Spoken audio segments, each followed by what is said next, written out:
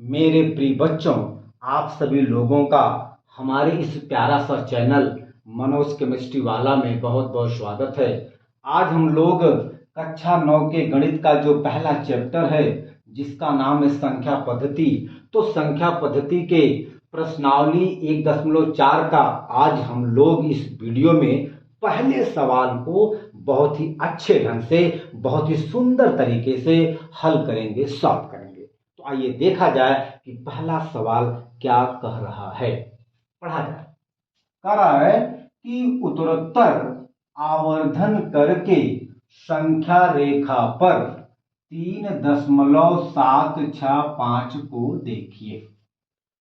अर्थात हमें संख्या रेखा पर 3.765 को दर्शाना है, दिखाना है। यहां पर एक शब्द आया है आवर्धन। आवर्धन आवर्धन का मतलब यह होता है कि किसी छोटी वस्तु को बड़े आकार के रूप में देखना, अर्थात जूम करके देखना।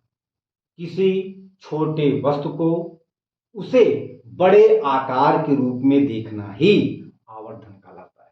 जैसे मान लीजिए कि यह 2 कोई संख्या है। अब हम इसे लेंस की सहायता से जब जूम करेंगे, बड़ा करेंगे, तो हम लोग इसे बड़े आकार के रूप में देख पाएंगे। ये अब हो गया आवर्धन, यानी कि इस 2 का आवर्धन हो गया।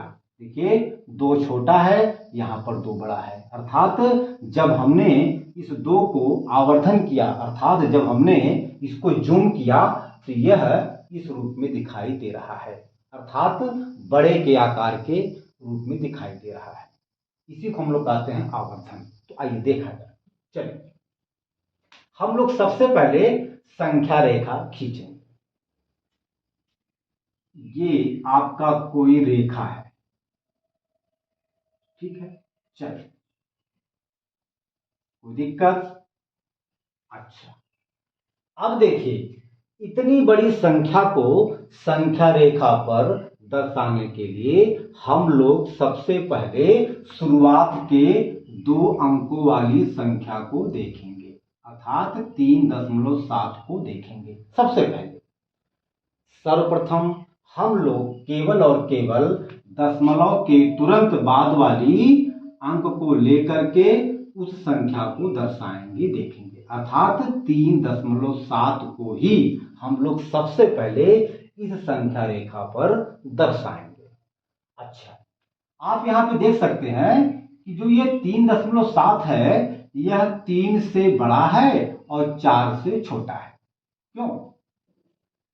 3.7 ये 3 और 4 के बीच में पड़ेगा। अर्थात 3.7 ये 3 से बड़ा है और 4 से छोटा है। अब हम लोग सबसे पहले इस संख्या रेखा पर यहां लिखेंगे 3 और यहां लिखेंगे 4।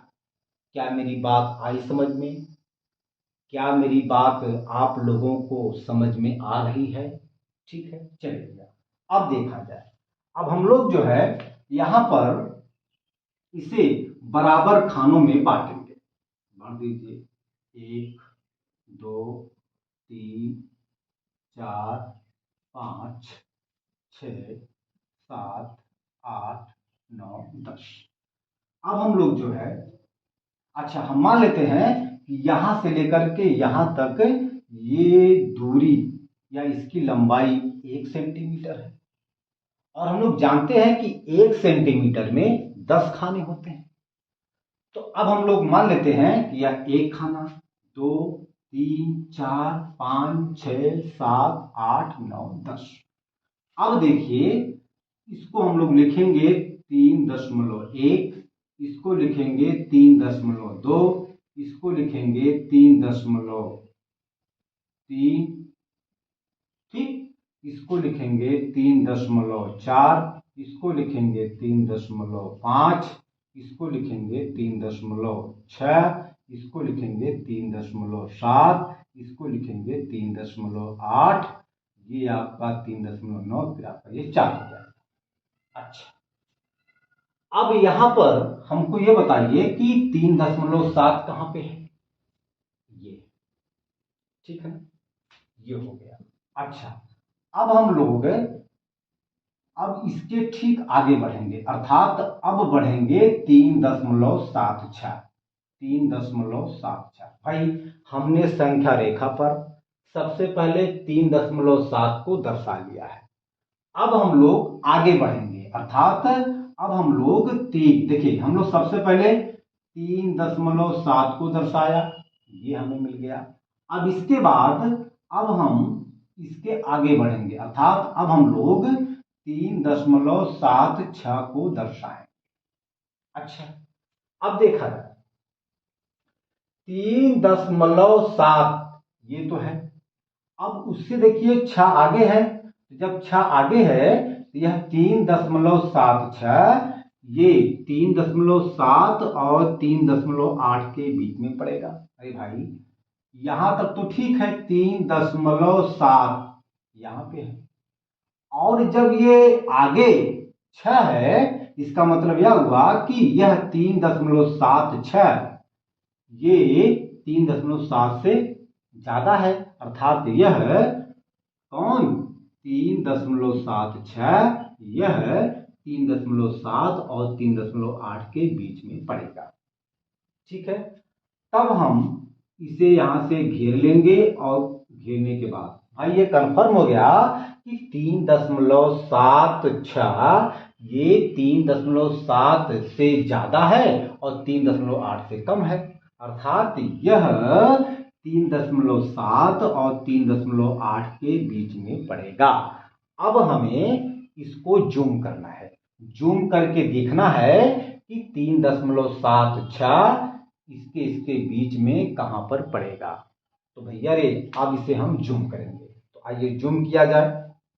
अब हम लोग फिर यहां पर एक संख्या रेखा खींचेंगे, चूंकि 3.76 3.7 और 3.8 के बीच में पड़ेगा भैया। अब हम लोग सबसे पहले यहां पर लिखेंगे 3.7 और यहां पर लिखेंगे 3.8। ओके, हमने इसको इस रूप में लिख लिया है, मतलब हमने इसे जूम किया है। ये भैया, हमने इसको क्या किया है? जूम किया है, अर्थात हमने इसका आवर्धन किया है। अब तो इसको हम लोग डाट डाट करके लिखेंगे, ताकि ठीक है ना, देखने में अच्छा लगे। ये भैया, ठीक, ओके।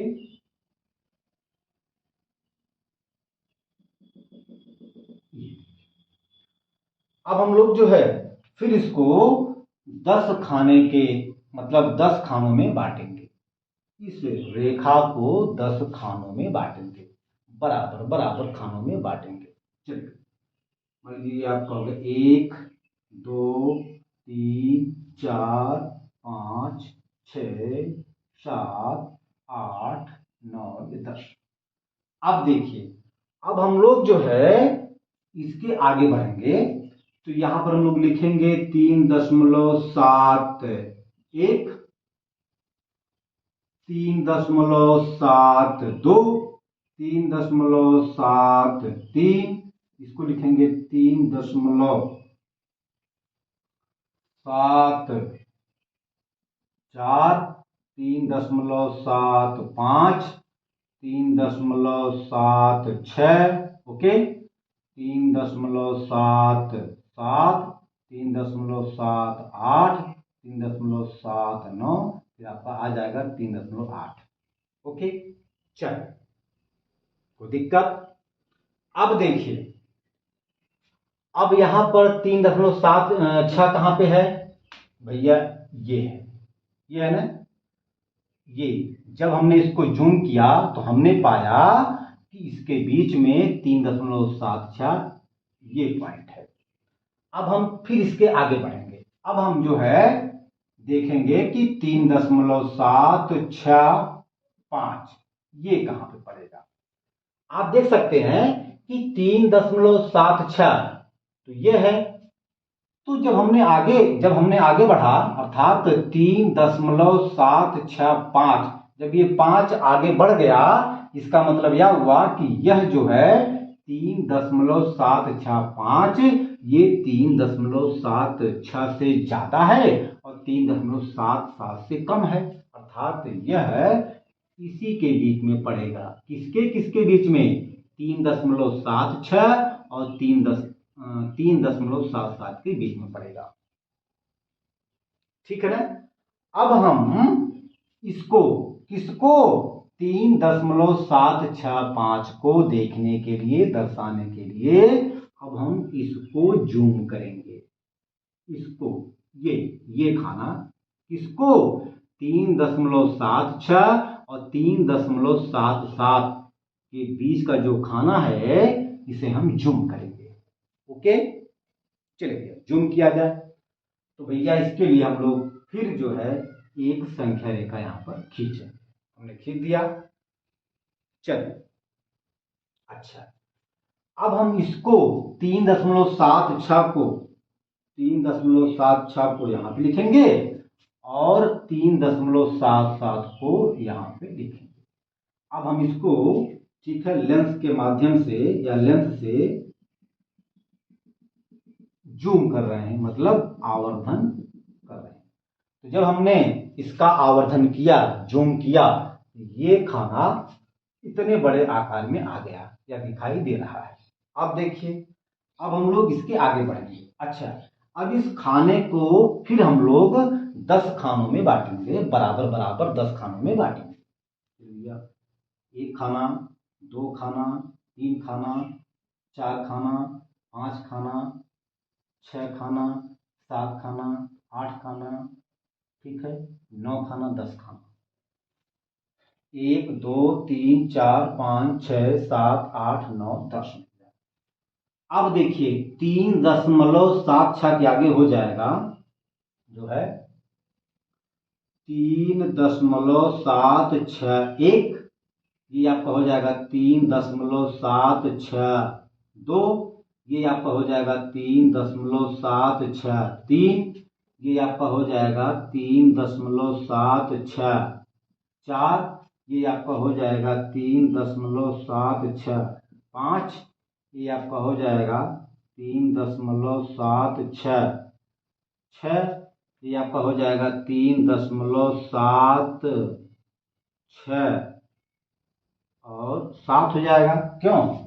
1 2 3 4 5 6 7, ये आपका हो जाएगा 3.768, ये आपका हो जाएगा 3.769, फिर आपका आ जाएगा 3.77।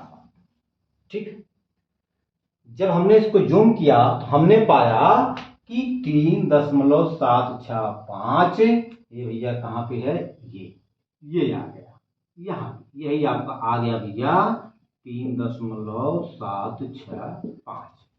ठीक, यही जो है तरीका है इस सवाल को हल करने का। कोई दिक्कत बेटा? मैं समझता हूं कि यह सवाल आपको बहुत ही अच्छे तरीके से, बहुत ही अच्छे ढंग से समझ में आ गया होगा। तो ठीक है मेरे प्रिय बच्चों, आज हम अपने वीडियो का यहीं पे अंत करते हैं। अब हम अगला सवाल, इस प्रश्नावली का अगला सवाल जो है अगले वीडियो में सॉल्व करेंगे।